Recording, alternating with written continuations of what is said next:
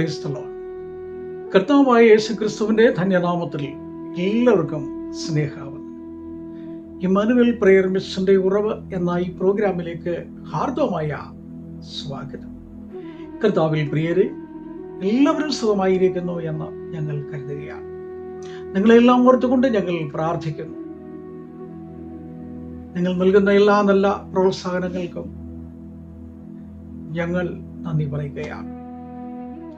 അല്പസമയത്തെ ചിന്തകൾക്കായിട്ട്, ധ്യാനത്തിനായിട്ട് ഒരു തിരുവചന ഭാഗം ശ്രദ്ധയിൽപ്പെടുത്തുവാനായിട്ട് ആഗ്രഹിക്കുകയാണ്. നമുക്ക് വളരെ പരിചിതമായ അനേക ദൈവദാസന്മാരിലൂടെ അനവധി പ്രാവശ്യം വായിച്ചു കേൾക്കപ്പെട്ട ഒരു തിരുവചനമാണ്.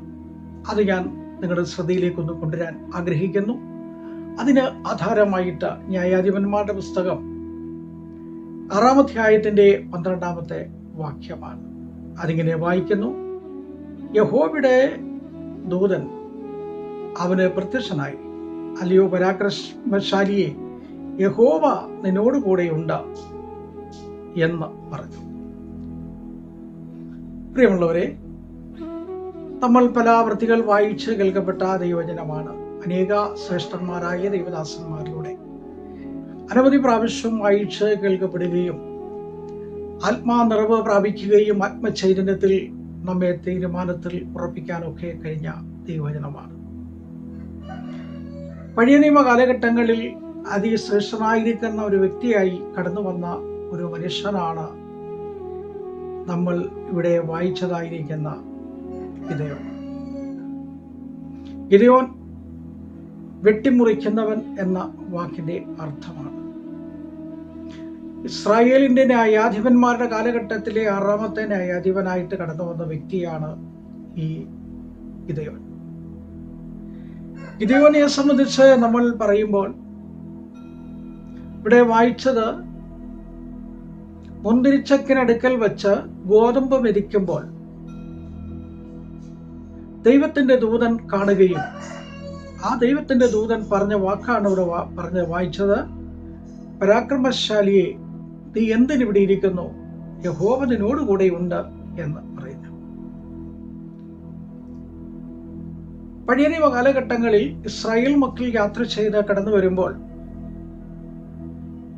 അവർ കൃഷി ചെയ്യുന്ന സ്ഥലങ്ങളിൽ അവരുടെ കൃഷിയുടെ ഫലമാകുമ്പോൾ അമാലിക്കർ വന്ന് അത് കൊയ്തെടുക്കും. മൃഗസമ്പത്തിന്റെ ഫലം അവർക്ക് ലഭിക്കപ്പെടുന്ന സമയമാകുമ്പോൾ അതും അമാലിയക്കർ എടുക്കും.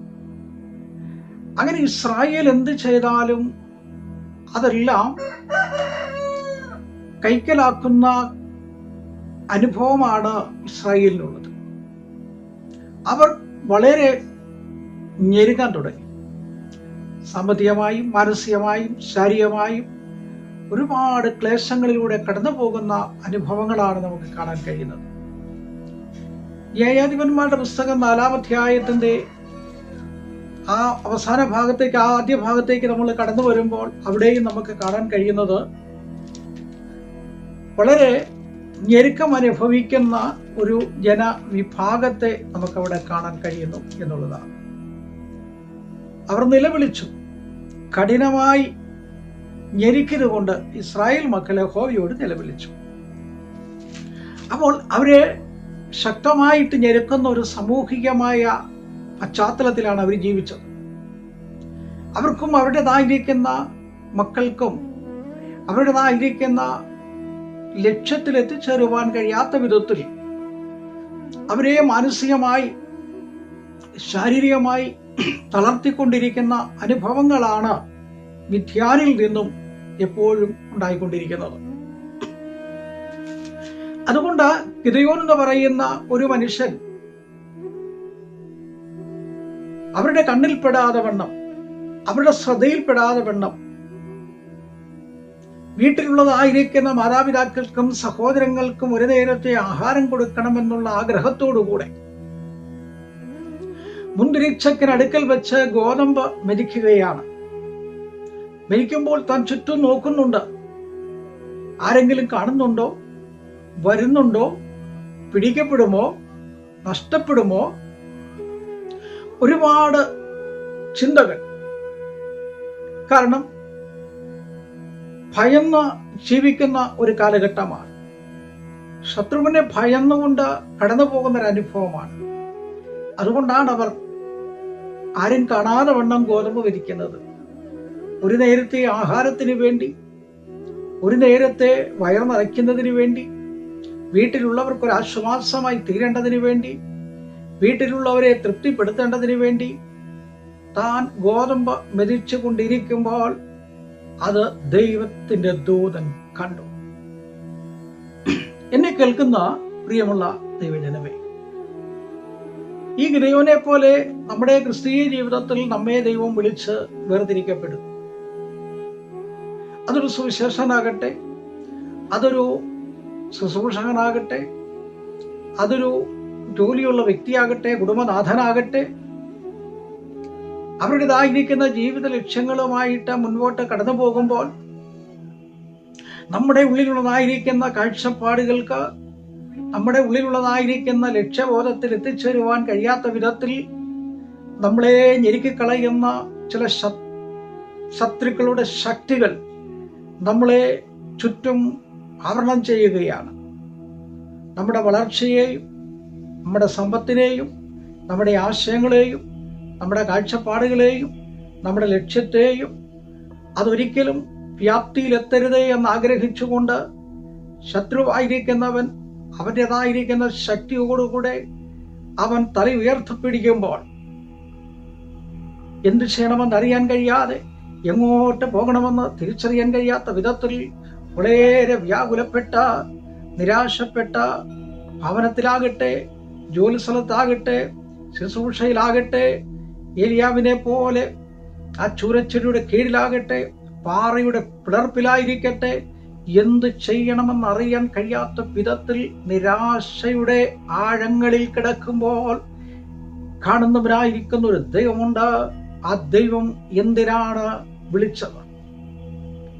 ഇവിടെ ഇരിക്കാൻ വേണ്ടിയല്ല, ഈ ജനത്തിന്റെ സംരക്ഷണം ഏറ്റെടുത്തുകൊണ്ട് നിന്നോടൊപ്പമുള്ള ജനത്തിന്റെ സംരക്ഷണത്തെ സംരക്ഷിക്കേണ്ടതിന് വേണ്ടി, അവരുടെ കൃഷിയിടങ്ങളെ സംരക്ഷിക്കേണ്ടതിന് വേണ്ടി, അവരുടെ മൃഗസമ്പത്തുകൾ നഷ്ടപ്പെടാതിരിക്കേണ്ടതിന് വേണ്ടി, അവരുടെ തലമുറകൾ അനുഗ്രഹവും അഭിവൃദ്ധിയും പ്രാപിക്കേണ്ടതിന് വേണ്ടി നിന്നെ ഞാൻ കണ്ടിരിക്കുകയാണ്.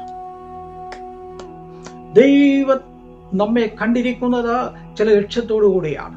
നിന്നെ ചില സ്ഥലത്ത് ആക്കുന്നത് ദൈവത്തിന് ചില ഉദ്ദേശമുണ്ട്. ദൈവം ചില സ്ഥലത്ത് അയക്കുന്നത് ദൈവത്തിന് ചില ഉദ്ദേശമുണ്ട്. ആ ഉദ്ദേശത്തെ തിരിച്ചറിഞ്ഞുകൊണ്ട് ലഭിക്കപ്പെടുന്ന സമയം നമുക്ക് ചുരുക്കമാണെങ്കിലും ആ ചുരുങ്ങിയ സമയത്തിനുള്ളിൽ നമ്മളെ ഏൽപ്പിച്ചതായിരിക്കുന്ന കാര്യങ്ങൾ വളരെ കൃത്യതയോടുകൂടെ ചെയ്യുവാൻ തക്കവണ്ണം നമ്മൾ പ്രാപ്തരായി തീരുക എന്നുള്ളതാണ്. ഇതുകൊണ്ട് പറഞ്ഞു, ഞാൻ നിന്നോട് കൂടെയുണ്ട്, നീ ഭയപ്പെടണ്ട. വളരെ ആശ്വാസവും വിശ്വാസം വർദ്ധിപ്പിക്കുന്നതുമായ ചില വാക്കുകളാണ്. നമുക്കറിയാം, 112 സങ്കീർത്തനം 8 വാക്യത്തിൽ വായിക്കുമ്പോൾ ഞാൻ ഭയപ്പെടാതെ ദൈവത്തിൽ ആശ്രയിക്കുന്നു എന്നാണ് അവിടെ വായിക്കുന്നത്. 121 സങ്കീർത്തനത്തിന്റെ 2 വാക്യത്തിൽ വായിക്കുമ്പോൾ എനിക്ക് സഹായം എവിടെ നിന്ന് വരും? ആകാശവും ഭൂമിയും ഉണ്ടാക്കി യഹോവയിൽ നിന്ന് വരുന്നു. അതാണ് ദൈവത്തിന്റെ ദാസൻ പറയുന്നത്. എനിക്ക് സഹായമുണ്ട്, എന്നെ സഹായിക്കാൻ കഴിയുന്ന ഒരു ശക്തൻ വരും, എന്നെ വീണ്ടെടുക്കുവാൻ ഒരുവൻ വരും, എന്റെ വഴികളെ തുറക്കുവാൻ ഒരുവൻ വരും. അതാണ് 121 സങ്കീർത്തനത്തിൽ ഞാൻ എന്റെ കണ്ണ് പർവ്വതങ്ങളിലേക്ക് ഉയർത്തും. 138 സങ്കീർത്തനത്തിന്റെ 7 വാക്യത്തിൽ വായിക്കുമ്പോൾ കഷ്ടതയുടെ നടുവിൽ നടന്നാലും ജീവിപ്പിക്കുന്ന ഒരു ദൈവമല്ല. കഷ്ടതയുടെ നടുവിൽ നടന്നാലും, കഷ്ടതയുടെ നടുവിൽ കിടന്നാലും, കഷ്ടതയുടെ നടുവിൽ നിലവിളിച്ചാലും കാണുകയും അവിടുന്ന് ജീവിപ്പിക്കുകയും ചെയ്യുന്ന ഒരു ദൈവമുണ്ട്. അതുകൊണ്ടാണ് ദൈവത്തിന്റെ ദാസനോട് പറഞ്ഞത്, നീ ഭയപ്പെടേണ്ട, ഞാൻ നിന്നോട് കൂടെയുണ്ട്. ഇത് പറഞ്ഞപ്പോൾ ഗിദെയോൻ ആ ദൈവദൂതനോട് ഒരു ചോദ്യം ചോദിക്കുകയാണ്. ദൈവം ഞങ്ങളോടുകൂടെ ഉണ്ട് എങ്കിൽ ഞങ്ങൾക്ക് വരുന്ന ഈ അനർത്ഥങ്ങള് എന്തുകൊണ്ടാണ്? എന്തുകൊണ്ടാണ് ഈ കഷ്ടത വരുന്നത്? എന്തുകൊണ്ടാണ് ഈ രോഗങ്ങൾ വരുന്നത്? എന്തുകൊണ്ടാണ് ഈ ഭാരങ്ങൾ ഉണ്ടാകുന്നത്? എന്തുകൊണ്ടാണ് ഞങ്ങൾ ഇപ്പോഴും ഈ ദുരിതവും വേദനയും അനുഭവിച്ചു കൊണ്ടിരിക്കുന്നത്? സ്വാഭാവികമായി ചോദിക്കുന്ന ഒരു ചോദ്യമാണ്, സ്വാഭാവികമായി ചിന്തിക്കുന്നതാണ്, സ്വാഭാവികമായി നമ്മുടെ മനസ്സിൽ കടന്നു വരുന്ന ആശയങ്ങളാണ്. എന്തുകൊണ്ടാണ് പലപ്പോഴും നമ്മുടെ ക്രിസ്തീയ ജീവിത യാത്രകളിൽ പലപ്പോഴും നമ്മൾ രോഗത്തിൻ്റെയും ഭാരത്തിൻ്റെയും പ്രയാസത്തിൻ്റെയും കഷ്ടതകളുടെയും കടത്തിൻ്റെയും ബാധകളുടെ നടുവിലൂടെ കടന്നു പോകുന്ന സന്ദർഭങ്ങളിൽ നമ്മൾ പലപ്പോഴും ചോദിക്കും, പ്രാർത്ഥന കേൾക്കുന്നില്ലേ, യാചന ശ്രദ്ധിക്കുന്നില്ലേ, മറുപടിയില്ലേ? നമ്മൾ ചോദിക്കും, എന്തുകൊണ്ട് ഒരു മറുപടിയില്ല? എന്തുകൊണ്ടൊരു വിടുതലില്ല? എന്തുകൊണ്ട്? ആ ചോദ്യത്തിൻ്റെ മുൻപിൽ നമ്മൾ പലപ്പോഴും പതറിപ്പോകുന്നവരായി മാറും.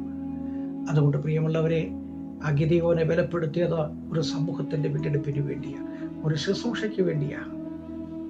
ദൈവം നിന്നിൽ ഒരു ശുശ്രൂഷ കാണുന്നു, നിന്നിൽ ഒരനുഗ്രഹം കാണുന്നു, നിന്നിലൂടെ ഒരു വിടുതൽ കാണുന്നു, ഒരു സമൂഹത്തെ വീണ്ടെടുക്കാൻ എന്നിൽ. അതെന്താണ്? നമ്മളിലേക്ക് ഒന്ന് വെറുതെ തിരിഞ്ഞു നോക്കുക. ദൈവമേ, നീ എന്നെ വിളിച്ചു, എന്നെക്കുറിച്ച് എന്താണ് ആഗ്രഹിക്കുന്നത്? ഈ കാലഘട്ടങ്ങളിൽ ചെയ്യാൻ എന്നെ പ്രാപ്തനാക്കണം, എന്നെ ബലപ്പെടുത്തണം. ആ ബലം ധരിച്ചുകൊണ്ട് നമുക്ക് മുന്നോട്ട് കടന്നു പോകാം, ശക്തീകരിക്കാം. ദൈവം അനുവദിച്ചാൽ അടുത്ത ആഴ്ചയിൽ ഇതിൻ്റെ തുടർച്ചുള്ളതായ ചിന്തകൾ നമുക്ക് ഓർക്കാം. കരുണയുള്ള ദൈവമേ, സ്വർഗ്ഗസ്ഥ പിതാവേ, അനുഗ്രഹിക്കപ്പെട്ട ഈ നല്ല പകൽക്കാലത്തിനായി സ്തോത്രം. വചനം കേൾക്കുന്ന പ്രിയപ്പെട്ടവർക്കായി, രോഗത്താൽ ഭാരപ്പെടുന്നവർക്കായി, ജോലിയോടുള്ള ബന്ധത്തിൽ കർത്താവേ, കേരളത്തിലും വടക്കേ ഇന്ത്യയിലും അതേ വിവിധ സംസ്ഥാനങ്ങളിലൊക്കെ ആയിരിക്കുന്ന പ്രിയപ്പെട്ടവരുണ്ട്. കർത്താവേ, ഇന്ത്യക്ക് വെളിയിൽ ജോലി ചെയ്യുന്ന ഗൾഫ് മേഖലയിലുള്ളവരുണ്ട്, യൂറോപ്പിലുള്ളവരുണ്ട്, അമേരിക്കയിലുള്ളവരുണ്ട്, വിവിധ നാടുകളിൽ ജോലി ചെയ്യുന്ന പ്രിയപ്പെട്ടവരുണ്ട്. അവരെല്ലാം ഓർത്തുകൊണ്ട് ഞങ്ങൾ പ്രാർത്ഥിക്കുന്നു. പഠനത്തിനായി പോയ കുഞ്ഞുങ്ങളുണ്ട്, ബിസിനസ് ചെയ്യുന്ന പ്രിയപ്പെട്ടവരുണ്ട്, അവരെല്ലാം ഞങ്ങൾ ഓർത്ത് പ്രാർത്ഥിക്കുന്നു. കഷ്ടതകളിലും പ്രയാസങ്ങളിലും രോഗങ്ങളിലും ആയിരിക്കുന്നവർക്ക് ആശ്വാസവും വിടുതലും നൽകുമാറാകണമെന്ന് പ്രാർത്ഥിക്കുന്നു. തൊഴുത്തോളം അനുഗ്രഹിച്ചല്ലോ. പ്രാർത്ഥന കേട്ടതിനായി യേശുവിൻ നാമത്തിൽ തന്നെ ആമേൻ. Praise the Lord. ദൈവം ധാരാളമായിട്ട് എല്ലാവരെയും അനുഗ്രഹിക്കുമാറാകട്ടെ. നിങ്ങൾ നൽകുന്ന എല്ലാ കൂട്ടായ്മകൾക്കായി സ്തോത്രം. ഇഷ്ടപ്പെടുന്നുവെങ്കിൽ നിങ്ങൾക്ക് പതിവ് പോലെ നിങ്ങൾക്ക് ഷെയർ ചെയ്യാം. അനേകം പ്രിയപ്പെട്ടവരുടെ നല്ല സഹകരണത്തിനായി നന്ദി, ഒരിക്കൽ കൂടെ നന്ദി പറയുന്നു. ഞങ്ങളുടെ പ്രവർത്തനങ്ങൾ, ഇമ്മാനുവൽ പ്രയർ മിഷന്റെ പ്രവർത്തനങ്ങളൊക്കെ വളരെ ഭംഗിയായിട്ട് മുന്നോട്ട് പോകുവാൻ നിങ്ങൾ പ്രാർത്ഥിക്കുന്ന എല്ലാ സഹായങ്ങൾക്കും ഒരിക്കൽ കൂടെ നന്ദി.